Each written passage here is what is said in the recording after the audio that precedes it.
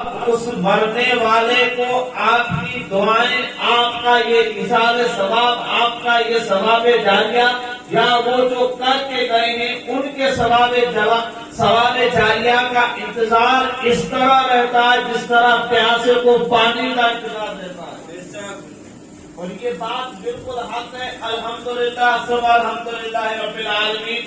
ہم اہل سنت والجماعت کا یہ عقیدہ اور ہمارا ایمان ہے کہ ہم مرنے کے بعد قبر میں جاتے ہیں اور پھر مرنے کے بعد پھر زندہ کیے جائیں گے، یعنی کہ ہمیں محشر کے میدان میں حاضر ہونا ہے۔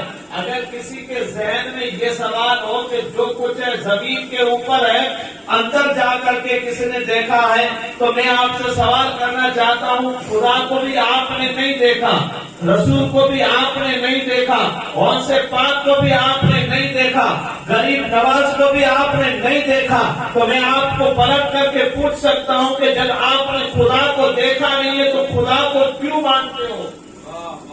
آپ نے رسول اللہ صلی اللہ علیہ وسلم کو دیکھے نہیں تو آپ رسول اللہ کو کیوں مانتے ہو؟ وجہ کیا ہے؟ تو آپ کہیں گے کہ ہم نے خدا کو ایک اس لیے مانا کہ ہمارے نبی نے بتایا ہے۔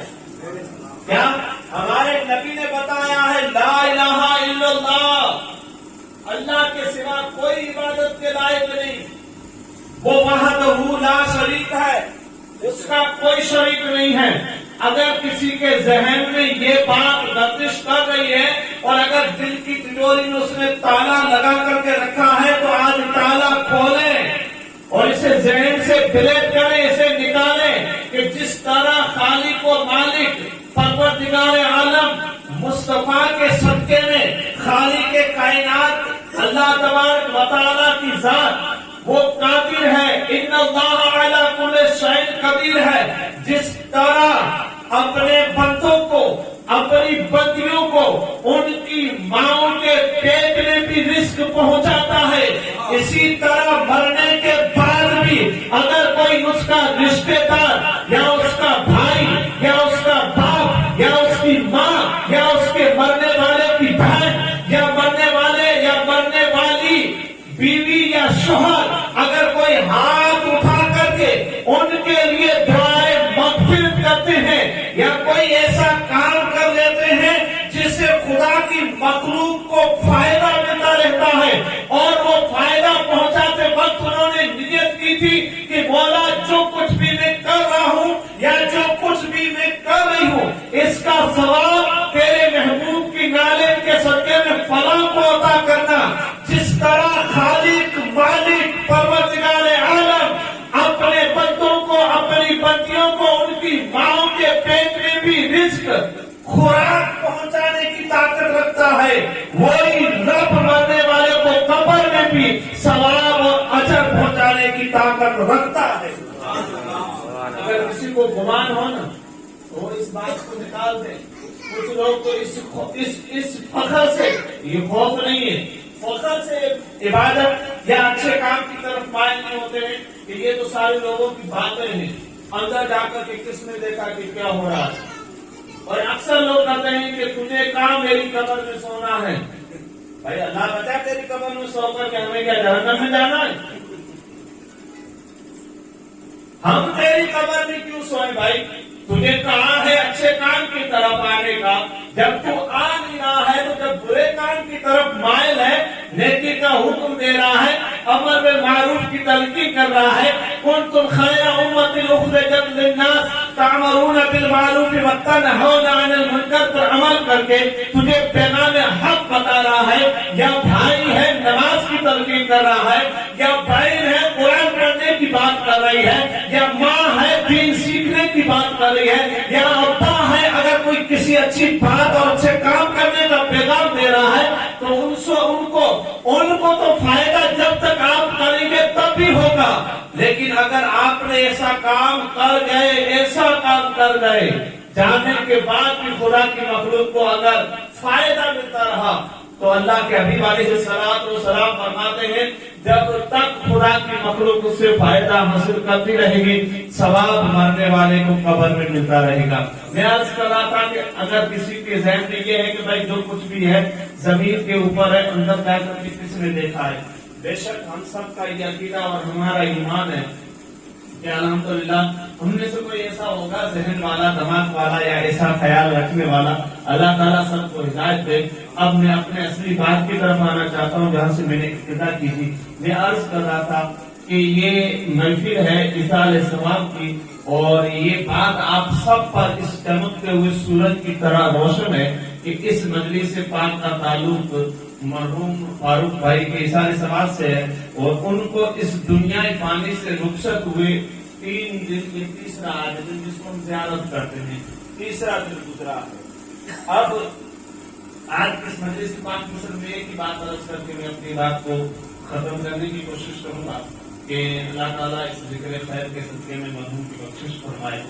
مرنا سب کو ہے، اور کامیاب کامران وہی ہوگا تو اس زمین کے اوپر کچھ کر کے جائے گا۔ یہ بات بالکل حق ہے، اور آپ لوگ بھی اچھی طرح سے جانتے ہیں، کوئی ایسا نہیں ہے کہ جو نہیں سمجھتا ہو۔ آپ مجھے بتائیں، اگر ہے آپ میں سے کوئی ایسا جو یہ کہے کہ بھائی سونے کے لیے بیٹھنا پڑتا ہے، کھڑے کھڑے ہی اگر پاؤں کو اٹھا کر کے سونے کی کوشش کریں گے تو کیا ہوگا؟ سب کو معلوم ہے نا کہ بھائی بیٹھ کر کے ہی سونا پڑے گا، کھڑے کھڑے نہیں سو سکتے۔ ہاں، یہ الگ بات ہے کہ کھڑے کھڑے آج کے دنیا کے اعتبار سے اور لوگوں کے جیسا اپنا کردار اور اخلاق اپنا کر کے آپ کھا پی سکتے ہو اونٹوں کی طرح، لیکن سونے کے لیے اگر ایسی کوشش کرو گے تو میرے خیال سے ہاتھ یا پیر میں فریکچر ہونے میں کوئی شک نہیں ہوگا۔ تو جس طرح آپ میں سے کوئی ایسا نہیں ہے، میں آپ کو کون ہوں نصیحت کرنے والا یا آپ کو کوئی پیغام دینے والا؟ آپ سب جانتے ہیں کہ ہم جیسا بوئیں گے ویسا کاٹیں گے، جیسا بو گے۔ ابھی بارش کا موسم چل رہا ہے، آپ میں سے زیادہ لوگ تو ہو سکتا ہے کوئی مچھلی کا کام کرتے ہیں، لیکن کسان لوگ ہیں، کسان لوگ جس کو ہم کھیڑوت بولتے ہیں، یہ لوگ اگر کھیت کا کام کرتے ہیں اور جب وہ اپنے کھیت میں کسی چیز کو بوتے ہیں، جیسے اسے زمین کے اندر ڈالتے ہیں، جیسے مثال کے طور پر باجرہ کو ڈال دیا، تو اب انتظار باجرے کا ہی کرے گا، یوں نہیں کہ جو اور گیہوں کا انتظار کرے، اور انتظار کرے گا تو اس کی آنکھیں تھک جائے گی، انتظار کرتا کرتا تھک جائے گا۔ لیکن عزیزان ملت اسلامیہ، وہاں گیہوں کی جگہ باجرہ اور باجرے کی جگہ گیہوں ہلکے سے نہیں نکل سکتا، کیونکہ جیسے بویا جو بویا ہے وہی نکلنے والا ہے، وہی نکلنے والا ہے۔ بس یہی مثال ہے، جیسا بو گے ویسا ہی کاٹنا ہوگا۔ یہی مثال ہے، جو زمین کے اوپر کرو گے اس کی جزا اور اس کی سزا قبر میں یقیناً ملنے والی ہے۔ سوال میں کوئی شک نہیں ہے، ثواب جو ہے اس میں کوئی اجر بدلہ، یعنی کیا اس کا فائدہ، جو کیا اس کا نفع، اس میں کوئی شک کی بات نہیں ہے۔ اور نفع اور فائدہ حاصل کرنے کے لیے مسلمانوں کے لیے کچھ شرطیں رکھی گئی ہے، مسلمانوں کے لیے کچھ شرطیں رکھی گئی ہے۔ جیسا کہ آج کے اس مقدس پاکیزہ مجلس پاک میں میں نے خطبات کے بعد آیت کریمہ پڑھی تھی، جس میں اللہ تعالیٰ نے فرمایا اللہ بذکر اللہ تطمئن القلوب۔ ایسا آج آپ کو روئے زمین پر شاید کوئی ایسا بندہ ملے جو مطمئن ہو، یعنی اس کے دل کو راحت ملی ہو، آرام ملا ہو، چین ملا ہو، سکون سے رہتا ہو۔ اب کسی سے بھی سوال کریں گے بھائی کیا حال ہے، تو بس یہی کہے گا بھائی، اگر ہم میں سے کوئی ایسا بندہ ہوگا جو کہے گا الحمدللہ، نہیں تو پھر کہے گا بھائی مزہ مت چھوڑ، سال ہو گئے، اچھا ہے، الحمدللہ، اللہ کا شکر ہے، چل رہا ہے، یہ ہوا اللہ کا شکر، لیکن چل تو رہا ہے۔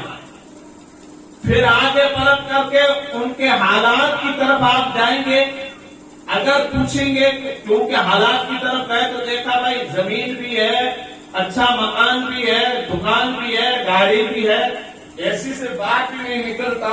لیکن اگر آپ پلٹ کر کے پوچھو گے کہ صاحب کتنے بجے سوتے ہو، تو پھر رات کو 3 بجے سوتا ہوں۔ بھائی وجہ سونے کے لیے تو عشاء کے بعد سو اور فجر میں اٹھو، یہ حکم ہے۔ ہاں دین کی باتیں ہو رہی ہے، جب تک جی چاہے تب تک دین کی باتیں کرو اور پھر جا کر کے سو جاؤ، اور سونے سے پہلے گناہوں سے توبہ کر لو، لا الہ الا اللہ محمد رسول اللہ پڑھ کر کے باوضو سو جاؤ۔ یہ طریقہ ہے سونے کا۔ مسلمانوں کی بات کر رہا ہوں، مسلمانوں کی، اسلام کے ماننے والوں کی، لا الہ الا اللہ محمد رسول اللہ پڑھنے والوں کی یہ طریقہ۔ لیکن اس صاحب سے پوچھو گے کہ بھائی 3 بجے یا 4 بجے نیند آتی ہے، لوگ اٹھتے ہیں اور تو سوتا ہے، وجہ کیا ہے؟ تو وہ کہے گا کہ حضرت یا صاحب یا چچا یا ماموں یا بھائی اس لیے جاگ رہا ہوں کہ رات کو نیند نہیں آتی۔ اب نیند کس کو نہیں آتی؟ جس کے دل میں چین نہیں ہوتا اس کو نیند نہیں آتی، جس کا دل بے قرار ہوتا ہے اس کو نیند نہیں آتی، جس کا دل میں جس کو راحت نہیں اسے نیند نہیں آتی۔ نیند اسے آتی ہے جس کو چین ہے۔ پورا دن کھیت میں کام کیا، پورا دن اگر چلا گیا، جس کو ہم کڑیا کام کرتے ہیں، پلاسٹر، ٹائلس، ماربل یا سریا کا کام کرتا رہا، پورا دن کام کیا، شام کو آیا، آپ کو کہہ سکتا ہے کہ پورا دن کام کیا اس لیے تھک گیا ہے؟ نہیں، یہ وجہ نہیں ہے، کیونکہ جب تھکاوٹ زیادہ لگتی ہے تو نیند بھی بہت دیر سے آتی ہے۔ پیروں میں درد ہونا، ہاتھوں میں درد ہونا، سر کا درد ہونا، باڈی میں درد ہونا، اور جب درد ہو اور نیند آئے کبھی نہیں ہو سکتا، لیکن وہ آتا ہی۔ اگر سبزی بیچنے والا پورا دن گلی گلی میں بقالہ بیچ کر کے شام کو آئے گا، چین کے ساتھ سو جائے گا، اس کو پوچھو تو کیوں سو گیا، تو وہ کہے گا کہ بھائی دل میں جو کچھ بھی خدا کو دینا تھا وہ مل گیا، اللہ کا شکر ہے، بچوں کے لیے ایک ٹائم پہ کھانے کا انتظام ہو گیا، کل صبح دیکھ لوں گا۔ اسی انتظار میں وہ رات کو سو جاتا ہے اور جیسے ہی صبح اذان ہوتی ہے اٹھ جاتا ہے۔ اب اس سے پوچھو کہ تو 3 بجے تک 4 بجے تک کیوں جاگ رہا تھا؟ کیونکہ اگر 1 گھنٹہ اور جاگتا تو فجر کی اذان ہو جاتی، فجر کے وقت سوتا، لوگ اٹھتے ہی تو سوتا ہے، وجہ کیا ہے؟ وہ کہے گا کہ وجہ یہ ہے کہ دل کو چین نہیں ہے، دل کو سکون نہیں ہے۔ اب آپ اس کے پاس مال بھی دیکھ رہے ہیں، دولت بھی دیکھ رہے ہیں، جائیداد بھی دیکھ رہے ہیں، مکان بھی دیکھ رہے ہیں، گاڑیاں بھی دیکھ رہے ہیں، سب کچھ ہے دنیاوی اعتبار سے، پھر نیند کس بات میں نہیں دی؟ سونے کس نے نہیں دیا؟ بھائی پوری رات کیوں جاگ رہا تھا؟ جواب یہی ہوگا کہ اس لیے جاگ رہا تھا کہ دل بے قرار تھا، دل بے چین تھا، تو دل کو چین دینے کے لیے کیا کرنا چاہیے؟ اس کے بعد تو سب کچھ ہے۔ جس دل کو سکون دینے کے لیے آپ اور ہم محنت کرتے ہیں، آپ میں سے کون ایسا ہے جو محنت کرتا ہے؟ کیوں کرتا ہے؟